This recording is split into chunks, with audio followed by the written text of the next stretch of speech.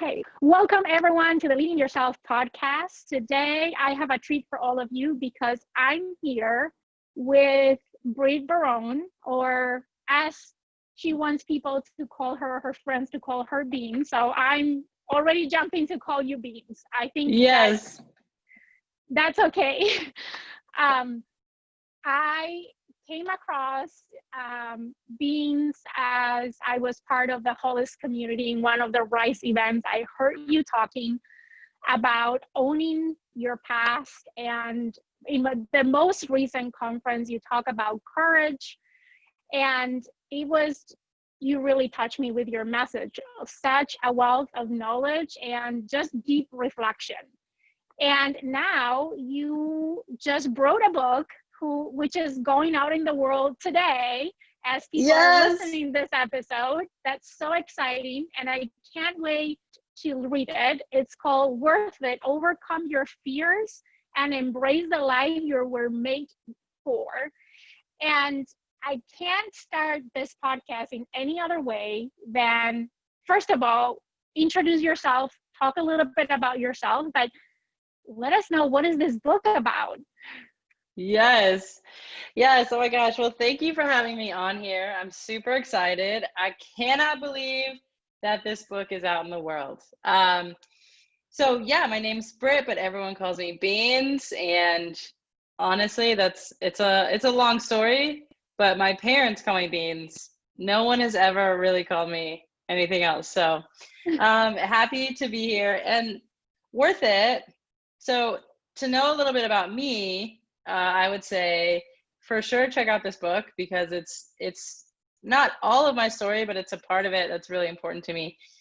And I wrote it after a season of figuring out how to be true to who I was and realizing how common that was to the people in my life who weren't necessarily dealing with the same situation, but were dealing with the same narrative in their head that told them that who they were or what they wanted to do was going to upset people or change things or make things hard. And so maybe they should just not do it. And the title of the book came from one day when I was talking to my editor, and it still didn't have a title for a while. Like we were like writing it. We were like, what is this book called? And she asked, do you think people ever get to a place where they don't have any fear? And I said, no, I don't think you ever get to a place where you don't have fear. I think people can get to a place though where they realize that going through those fears and overcoming all of them is worth it. And then we were both like, oh my gosh, worth it. So that's what the book is about. In my story in particular, a lot of it comes from overcoming my own fears of what it meant to embrace myself and my love for another woman who is now my wife, Sammy, who's perfect. So of course I fell in love with her. She's literally perfect. And that was going to disrupt a lot of things because I grew up in the church and I had a lot of narratives in my mind about what that meant, and ultimately realizing I could do this or not do this, and either way is going to be really hard, but one is going to be worth it. And so that's a little bit about me and how we got to this book.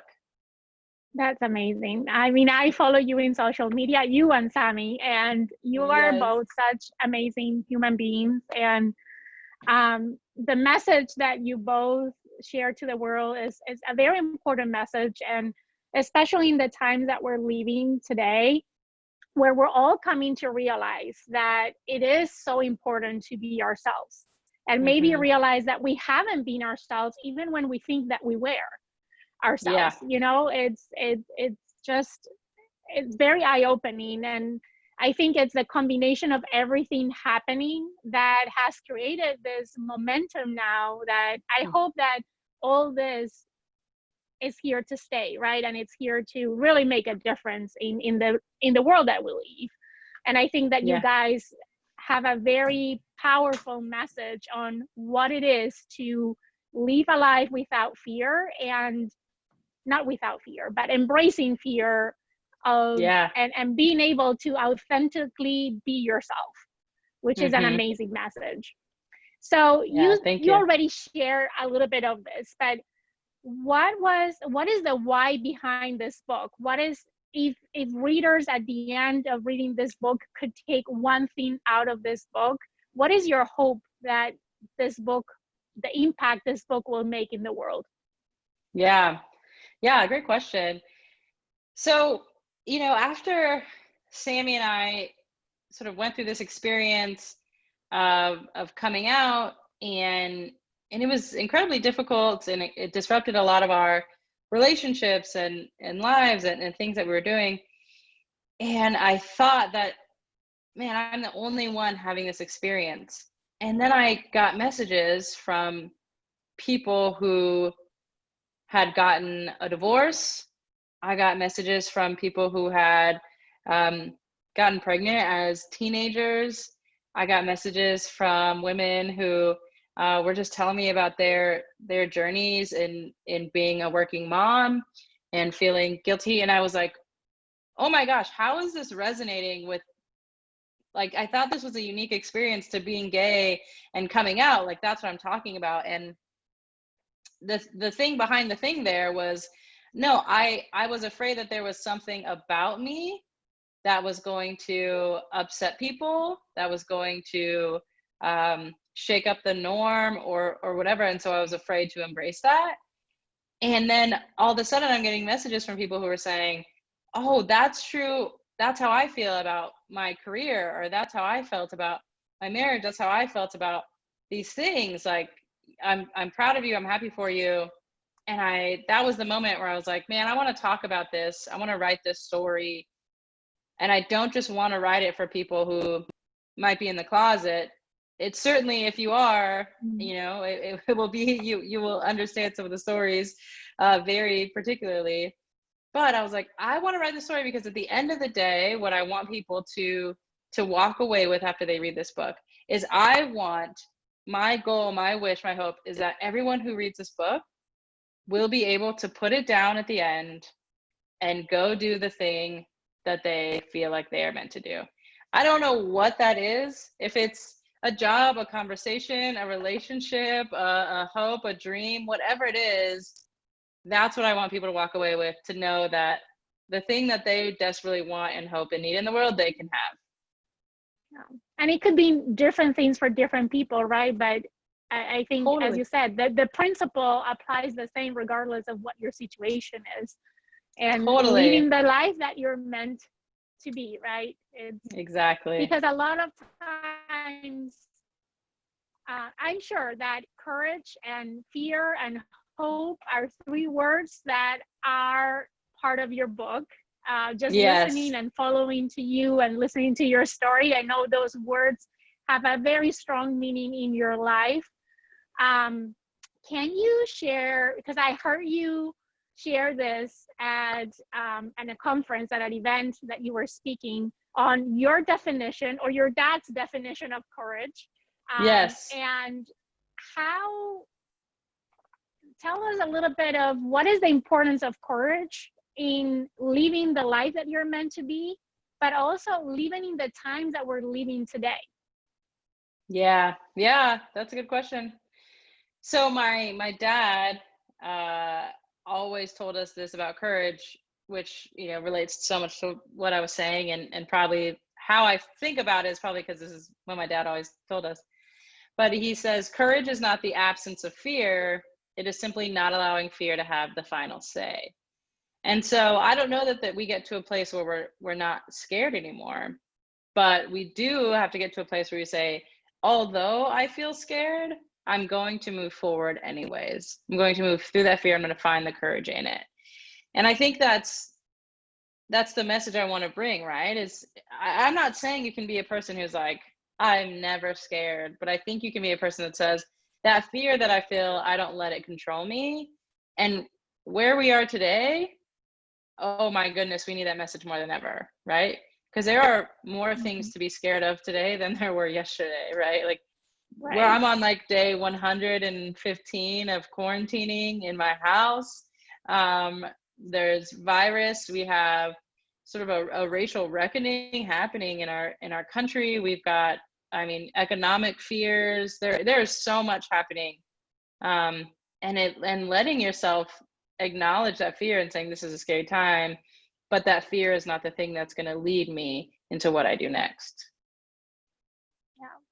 I love that when I heard that message from you the first time, you talk about sometimes no one knows what's gonna happen tomorrow. I'm sure that back in January, no one could even imagine that we were gonna be where we are today, right? And when we are in the Yes. middle of all of this, we don't know when it's gonna end. We don't know for how long we're gonna be, stuck in our homes, all of that. Mm-hmm. But it's that hope that this shall pass, and there is a tomorrow, and there, as long as there is a tomorrow, there is a chance and a reason to fight for what we want and for we believe in.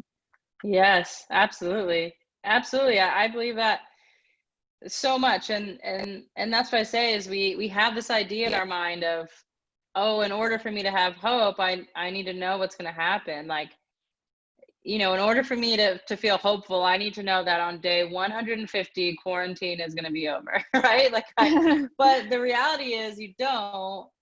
But the fact that it's not over yet is what I find hope in, right? The fact that things, maybe they feel like they're getting better, maybe they feel like they're getting worse, but either way, it's not over. And that is worthy of hope in and of itself. That requires hope, just knowing, hey, there's still a tomorrow, and anything can happen. And so, yeah, I feel that. Right. I had the chance to read to the bonus chapter of your book, which was amazing. And as I finished reading it, I'm like, I want more. Like, when is this book coming out? Because I want to continue reading. So everyone who is listening, the book is already out there. So go get a copy, Yes. because it's totally worth it, just like the title says. Yes. And in this bonus chapter, you talk about a concept that I think I've heard you mention before, but it's this concept of both and. Can you talk a little bit about what this is and how can it present in our lives?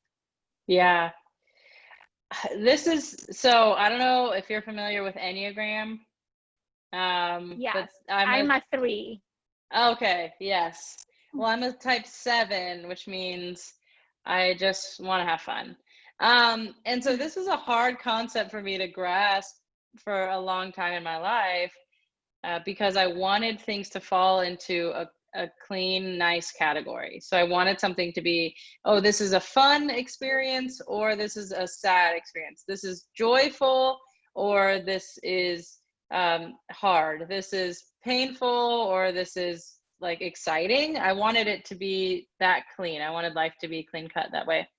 But it's not, right? And in the bonus chapter, I talked a little bit about our wedding and having this experience that was the most beautiful, special, amazing day of my entire life, that also had some really hard pain points attached to it because of people's responses or relationships or those dynamics, and realizing like, oh my goodness, it's both and.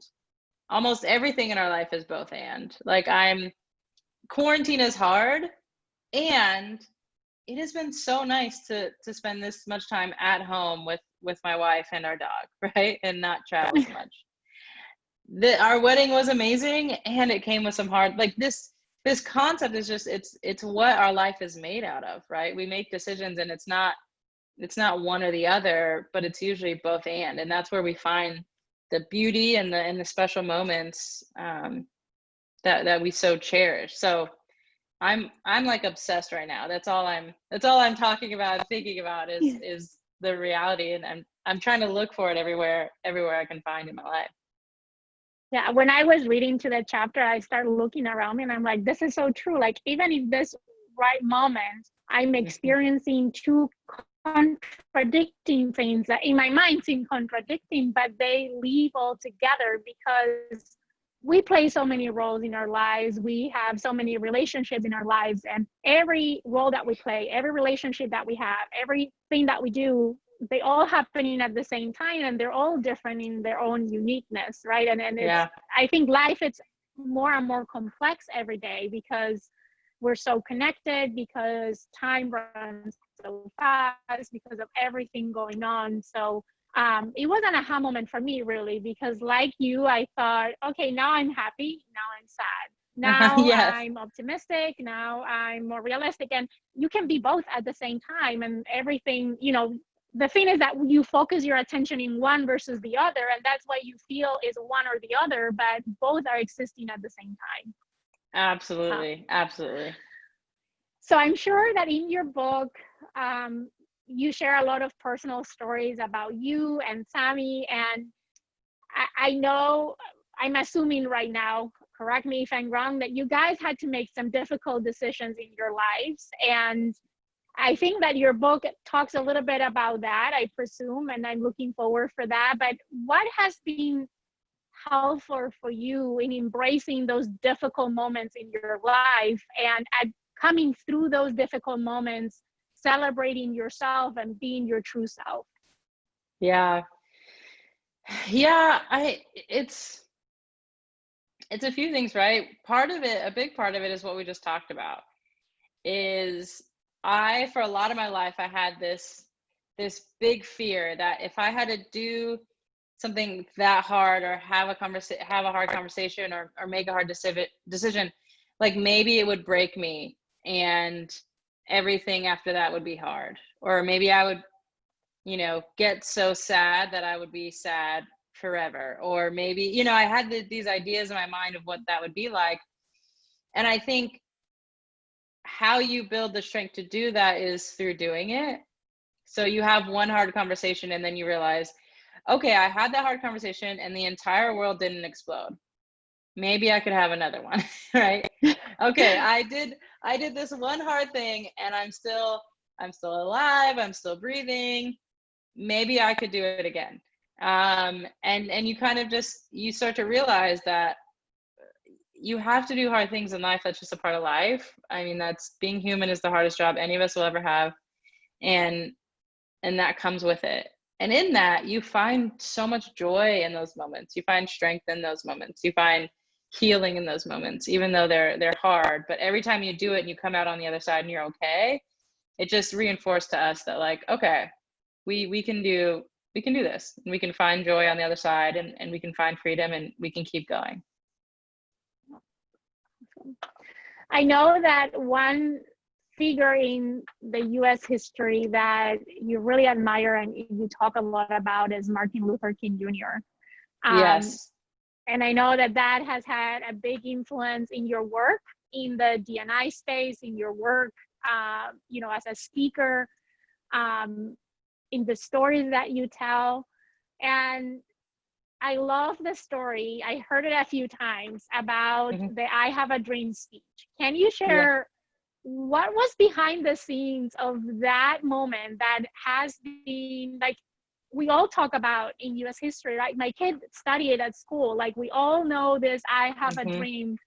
And tell us a little bit of the story, and what have you learned from that story that can translate into what we're talking right now? Yeah. So it's one of my favorite stories in all of history. And so that speech during the March on Washington that Martin Luther King Jr. gives, right? You're right. It's the most iconic speech. It's what people know when you say Martin Luther King Jr. People are like, oh, I have a dream speech, right? Like, that's what they associate with him. And it was this extremely powerful moment that sort of got penned in time. And the fun part about it is that the I have a dream part of the speech wasn't in the manuscript. So it's not in the original manuscript. And he was giving the speech and starting to sort of rap and almost going to be done. And if you go listen to it, you can hear it in the background. From the seats on the stage, you hear his friend, Mahalia Jackson, and she yells out and she says, tell them about the dream, Martin, right? And because it was an actual dream that he had, and he had shared with his friends. And at the right time, at the exact right moment, she was able to remind him, hey, tell them about the dream. And then we have this moment that has changed, right, our history.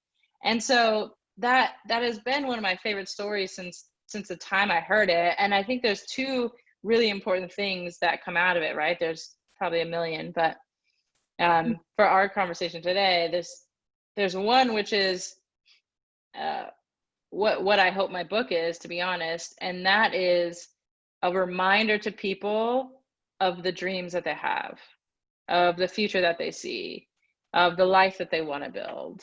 It's me saying, you guys remember these things. You don't have to give them up. You can still fight for them.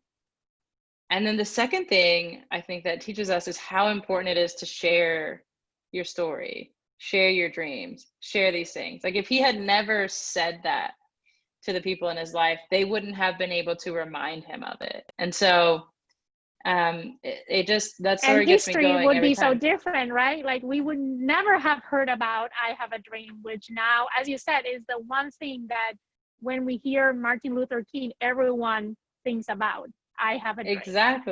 Exactly. Like it would be so different, and we would be at such a loss, right? Because that's an amazing moment that we all get to call on. So yeah, oh, I love that story.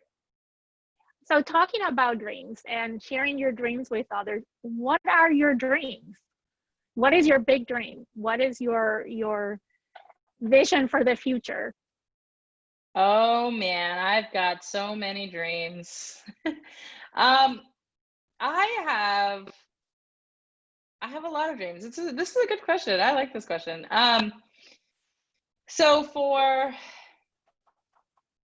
a long time, my dream felt very personal. It felt like internal. It was to be at a place where I felt like I could be free and I was living. And now I feel like my big dream is external. How do I create opportunities for other people to find freedom? How do we create a world in which people don't even have to fight for it, right? They just get it when they're born because they deserve it. How do we create that, and what conversations we need to have, what experiences, what knowledge, what do we need to know to create a world where less people have to fight for their freedom and more people just get to be born into a free life? That's amazing. Yeah. Now that we live in the time that we're living with all the social unrest and Black Lives Matter, I have to say that this is a confession.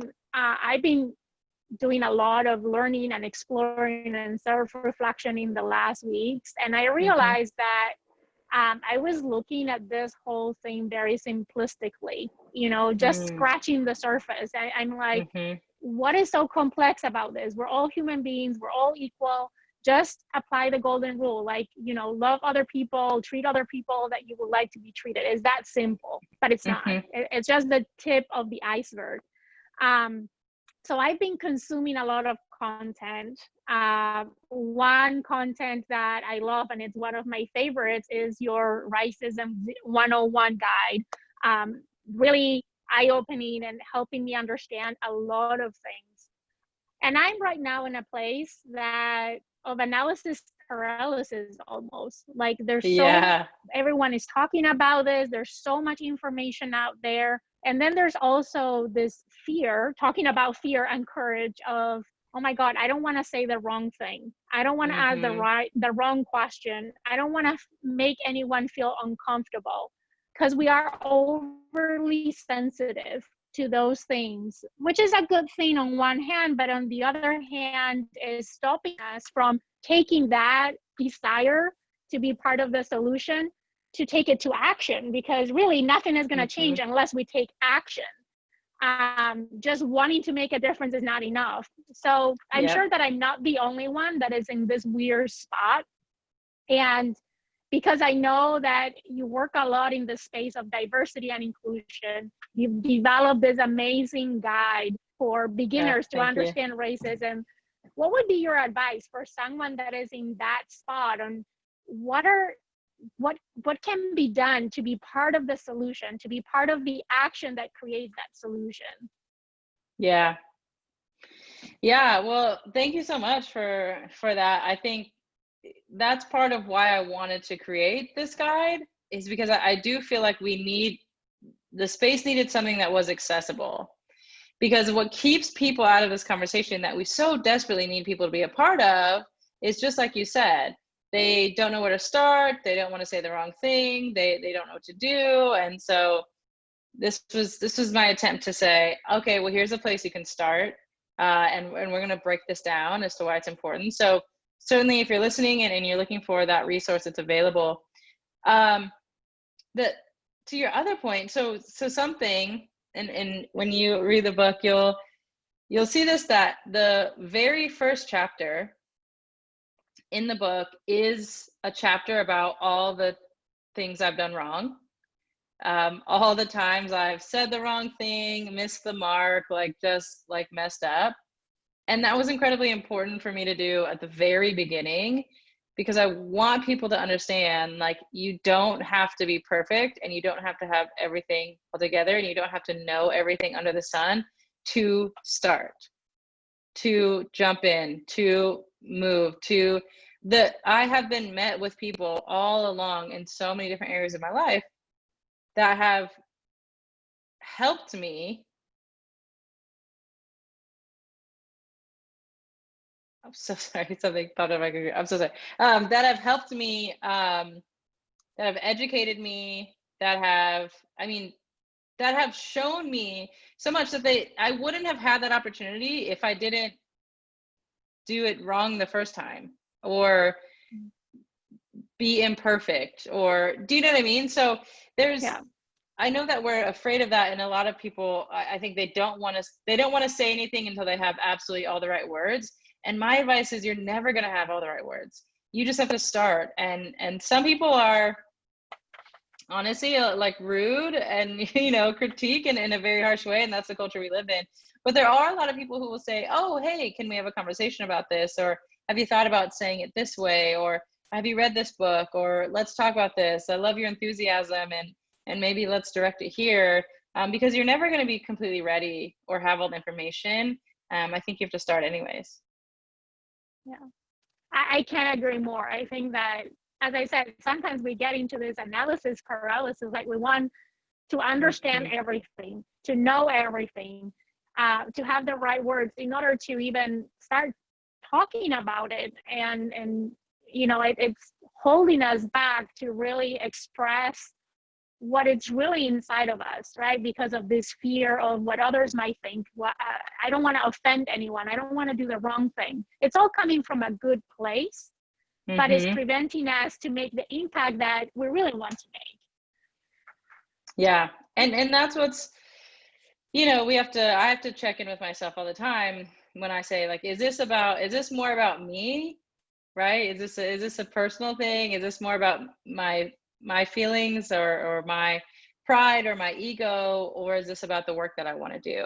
And I think as humans, it's tough sometimes, but that's a question we have to ask ourselves. Like, okay, if I'm feeling like this is all about me, I might need to push myself here and be a little bit brave. So I know you mentioned at the beginning of our conversation that you grew up on a evangelical mega church, and you're actually a pastor, right? Yeah. What role has faith played in your life? Faith has played a major role in my life, both in extremely positive ways, and also in some difficult and hurtful ways. So a little bit of background: I grew up in the evangelical church, and then I went on to work and become a pastor at a mega church, and have some phenomenal experiences from that time. And then once I uncovered and discovered more of my own sexuality, and those things didn't click anymore, that was the painful experience, right? Because now this place that had nurtured and cultivated so much of my experience was now telling me that I wasn't allowed to be a part of that group anymore. And it was very just traumatizing, I guess.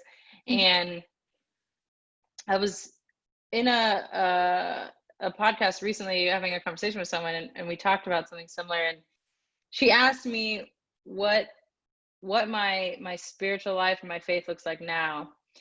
And what's surprising is I feel like it's stronger than it ever has been because it's less fragile. And so sometimes when we're a part of something so personal and intimate is our experience and our relationship with God, but it can get wrapped up in what other people think about it. So what this church says, or what this pastor says, or what this church leader has an opinion. And once I removed myself, or became removed from that environment, then I got to just say, what's my relationship with God, and how do I think about that? And got to develop this beautiful thing that now feels less fragile. Because if someone says like, oh, I don't think that's true, then I'm like, okay, and good for you, right? Yeah. So it's played a major role in my life, and it still plays a major role in my life. And I've had to do a little bit of separating faith and my own spirituality from maybe some of the more institutionalized versions of church. I mean, I think I don't want to get into religion. I mean, I want to separate religion from faith, but I believe that church is the people, right? Not the building. Yeah. And I think during this quarantine, that has been even more obvious to everyone when we haven't been able to go to the buildings, which we call church, and that really that is something that is inside of each of us and our relationship with God. Yeah, absolutely. Yeah. I couldn't agree more. I know I'm jumping all over the place. I want to go back to that bonus chapter because that's the only piece of the book that I'm actually have read so far. And as I said, I can't wait to read the rest. But there is a quote in that bonus chapter that I already have in my desktop and my computer because it really caught my eye. And that was, people love to see you grow until they are directly impacted by your growth. It is one of life's greatest strategies. Can you talk a little bit about what inspired this quote that you put in your book, and maybe share with our listeners, how to deal with that when it presents itself with a situation like that? Yeah, I know. So that line right there that you just quoted was the inspiration for the whole bonus chapter, because I was texting a friend one night, and she was going through something kind of similar, and I had texted her that, and she was like, whoa, is that your next book? And I was like, maybe. and I was like, oh no, we'll do the bonus chapter. But it is this idea, and it's interesting. I don't know at what point it happens, but people are very comfortable with us growing, and they want us to. Like, you see a baby, they learn how to walk, and people are like, yes, go baby, go. And then they go to school, and they're like, get your driver's license and go to college and do all this and get married, and then maybe have some kids. And then at some point, though, instead of cheering you on, the people in your life start screaming, just don't change, right? Or if you do change, I need it to be in a way that is going to be comfortable for me. And so I said, people like to see you grow, and they like to see you change until they're directly impacted by that, because then that forces them to now look at themselves to see the places where they maybe have put that on pause, or they haven't addressed it, or they haven't seen it, and that can be incredibly painful. And I do think it is one of life's greatest tragedies, right? That your growth and your pursuit of the life that you want can so impact someone else that they would not want it for you, or try to talk you out of it, right? It's the classic, like, if you're married to someone and you sleep in the same bed, and you decide, I'm going to get up at 5 in the morning and start running. That's good in theory, but then they're like, you're going to wake me up, you're going to Moo, I'm going to hear you. And then I'm going to feel bad about myself because I didn't go with you. Right. It's just like, we do that so much in relationships with other people, that we want you to grow and we want you to be happy, but until it affects us. And so I think for the people listening, if that's where you find yourself, then you have to do the hard work of asking yourself the hard questions. Am I willing to give up the life that I feel like I'm meant for because it will disrupt the lives around me? Or am I willing to have those hard conversations because the life that I am meant for is so compelling to me that I can't do anything but move towards it? Yeah, so inspiring. I mean, and it's so true. I'm one that I have a morning routine and I wake up very early, and it's like I do it very silently, not to wake up my husband and not to disrupt him. And many times at the beginning, I thought, well, I won't do it because I don't want to wake him up. And then I realized, well, you know, this is important to me. It's part of who I am. It's helping me become a better person, a better version of myself. So it's worth it. And I'll find a way to work around it. But a lot of times I think that even when the other person hasn't said anything, as just visualizing that in our minds, which might be true or not, stops us from doing things that are important to us. So one thing is the other person being uncomfortable, and the other aspect is us thinking that we're going to make them uncomfortable without even knowing that we would, and then giving up on something because of the probability that they are uncomfortable with our decision. Totally. And it happens sometimes in small ways. And here's the wild thing about it is it happens in small ways that we notice. And the scary thing to me is like, if that's happening with something that's so small, what am I hiding from that's big? Right? Like Right. my wife and I, we wanted to do, or we did, but we were like, let's do like Whole30, like let's do, and it's 30 days where you only eat whole foods, like you don't drink. And we're like, it's gonna be really good, we're gonna cleanse ourselves, we're gonna be healthy. And the next thought in our mind, we literally out loud, we're like, let's do Whole30. We're like, yeah, it'll be great. And then we said, but do we want to be those people who like go to dinner and we have to like, everyone has to like accommodate us kind of thing? Like that was our first thought, is like, is this going to disrupt our friends if we go somewhere and we need to order a salad? Like, and it was such a natural thought. And it kind of was like, oh my gosh, if I'm afraid to like accommodate like a dietary need, what else am I like not being true to because of how it might impact people? And then I was like, oh no, I gotta go to therapy. Yeah. Talking about therapy, what are your thoughts around therapy and the role that it can play in someone's life? I love therapy. I had therapy this morning, actually, in this same spot because it's on video now because of quarantine. But therapy has been such an important role in my life.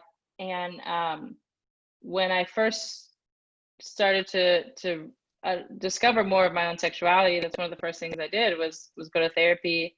And Sammy and I actually started going to a therapist together because we were both sort of figuring out, okay, what is this going to look like? What does this mean for us? How do we figure this out? Very early on in our relationship, we went to this person together, and she helped us navigate how do we, come out, and how do we have these conversations with our friends, and how do we navigate all these feelings?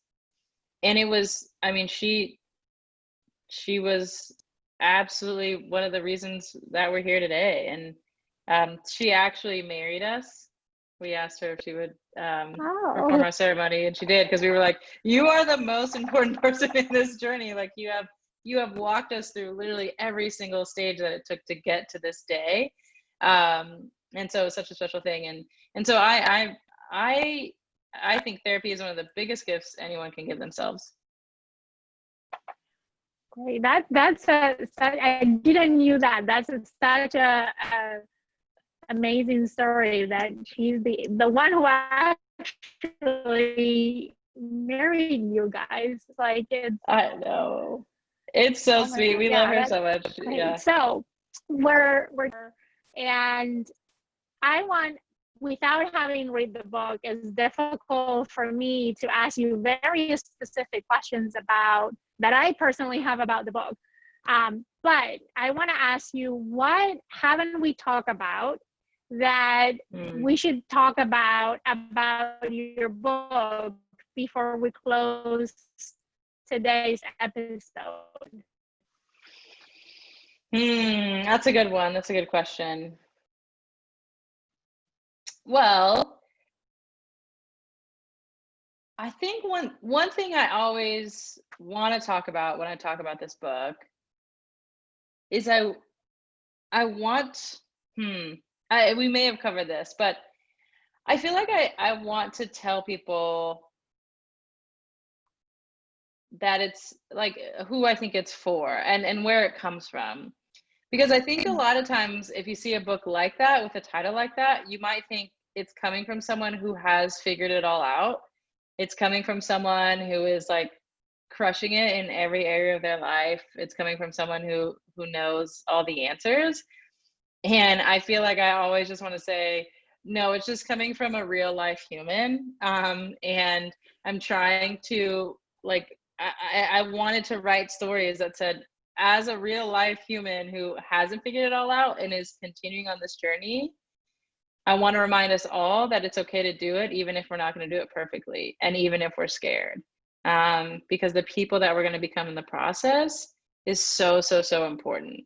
And so it's not a book about here's 10 things you can do to change your life, but it's inviting you into like, have you had this experience as a human being? Because I have, and I think it's worth it to fight some of the fears that come up.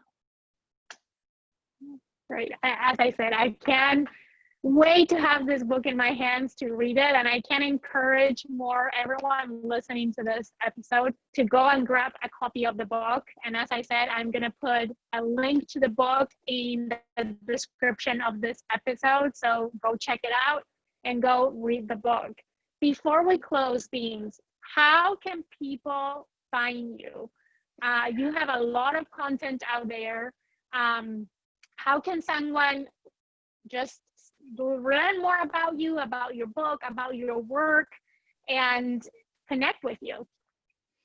Yes. So if you want to find me on the internet, you can go to my website, britbarron.com, or you can follow me on Instagram at Brit Barron, or on Facebook at Brit Barron. Yeah, I really encourage everyone to follow Beans because she's always sharing so great content. She's so authentic, and she's a great storyteller. I was just recording an episode recently with Stacey Flowers. I know that you two know each other. Oh yes, I love Stacey. Yes, and I think that one thing that you both have in common is that you're both great storytellers. So that's an honor. Yeah, I think you both have that gift of being able to communicate so authentically and share a message through your stories that people can relate to. So I really encourage everyone listening to today's episode to go follow Beans because you will not regret it. So with that, Beans, it's such an honor to have had the opportunity to talk to you. As I said, I can't wait to read this book. Question for you, are you going to do an audiobook? Yes, so the audiobook has been recorded and it's right now it's in Audible. We're just waiting for the pre-order link. So the Audible link is coming very soon. It's me reading it. So if you want to hear lots of hours of me telling stories about myself, then you should get it. Yeah, I am getting it for sure, because I think that when you are telling your stories, like the emotion you put in your voice and as you're telling them, like it just gives the whole story a different meaning. So I'm definitely getting that audiobook. Oh, amazing. So, yes, I'm excited. It's been such an honor. I'm so grateful to have had the opportunity to talk to you in person. It's such a blessing. I'm so grateful. I wish you the best success with your book. And I hope that maybe you'll be back here when you launch your second or third book, because I'm sure this Oh, is not going to be yes. the only one. Oh, thank you. Yes, let's hope. And I'm thank you sure. I'm so sure it's not much. going to be the only one. Yeah. Yes. Thank you very, very much for being here. It's been, as I said, such an honor. Yes. Okay. Let me